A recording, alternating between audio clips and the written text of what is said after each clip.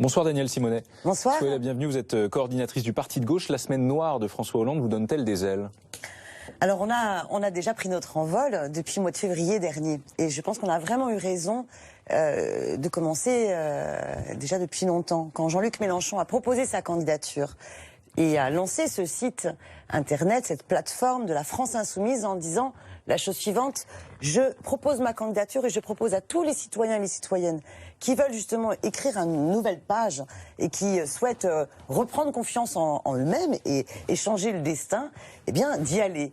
Et c'est le fait d'avoir pris ce temps-là, d'avoir le 5 juin organisé ce grand meeting à Stalingrad, qui a permis justement à cette campagne, mouvement, de se mettre en place. Et justement ce week-end, pendant que les autres sont dans leur primaire ou bien complètement sous l'eau comme François Hollande avec ce livre, eh bien là on avait une convention qui nous donne des ailes, oui, parce qu'on a un programme et on a une belle dynamique. On va en reparler de votre programme justement, mais d'abord les slogans. Chaque formation politique a son slogan, son mouvement, en l'occurrence là c'est la France Insoumise. Qui sont les Insoumis? C'est la majorité silencieuse dont parle Nicolas Sarkozy? Alors les Insoumis, alors vous avez déjà plus de 130 000 femmes et hommes qui ont appuyé la candidature de Jean-Luc Mélenchon, et ceux qui ont pris la parole ce week-end, eh bien c'était par exemple des lanceurs d'alerte. Je pense à Céline Boussier qui sera demain à Toulouse en procès parce qu'elle est une lanceuse d'alerte et qu'elle dénonce la maltraitance au centre Moussaron sur des enfants en situation de handicap.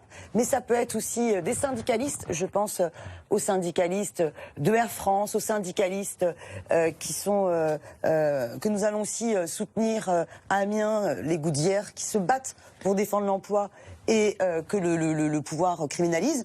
Mais c'est aussi des femmes et des hommes qui se disent c'est plus possible qu'on subisse la précarité, c'est plus possible qu'alors qu'il y a une urgence écologique, eh bien on est toujours des dirigeants qui sont là à simplement se préoccuper de leur propre intérêt. Regardez le débat des primaires de la droite. Les 7 affreux n'ont pas été capables, n'ont pas été fichus de dire un seul mot sur la prise en compte de l'urgence écologique. Justement, quelles sont les mesures incontournables à mettre en œuvre dès l'accession de Jean-Luc Mélenchon au pouvoir si cela arrive? On sait que le programme est plus ou moins prêt, c'est au moins ce qu'on peut lui reconnaître quand d'autres restent effectivement un petit peu dans le flou. Quelles sont les 5 mesures, allez, disons 5, à mettre en œuvre rapidement en 2017? Alors si on prend 5 mesures, la première mesure, et c'est très important, Jean-Luc Mélenchon s'engage à convoquer l'Assemblée constituante et donc à permettre au peuple de réécrire les règles du jeu de la Constitution. Après l'élection présidentielle. Exactement, pour une 6e République. Alors, donc on remet tout à plat après un exercice démocratique. Ça ne se fait pas en un jour de convoquer une Assemblée constituante. Mais oui, on doit dès le début permettre de redéfinir les règles du jeu. Voilà.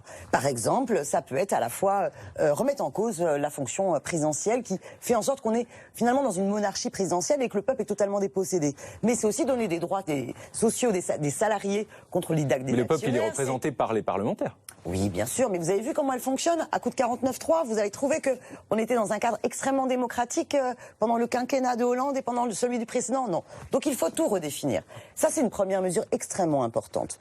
Deuxième mesure, par exemple, on sait qu'on a un seul écosystème. Donc il y a un intérêt général humain important, vraiment, parce que si nous ne respectons pas notre écosystème, notre vie à toutes et tous est menacée. Donc, on sent que vous voulez draguer les 2% d'écologistes, là.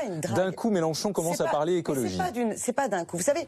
Non, il y a eu le quinoa il n'y a pas très longtemps, mais... Mais vous êtes vraiment pas sérieux. Le quinoa, justement, essayez d'aller au-delà de cela. Non, plus sérieusement, les mesures écologiques à prendre, là. Non, plus sérieusement, la question écologique est quelque chose qui préoccupe Jean-Luc Mélenchon depuis déjà des années. Pourquoi ?